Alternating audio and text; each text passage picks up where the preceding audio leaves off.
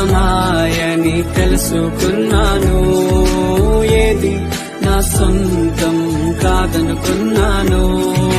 తప్పిపోయిన కుమారుని నేనైతే నా కొరకై నిరీక్షించే తండ్రి నా యేసు.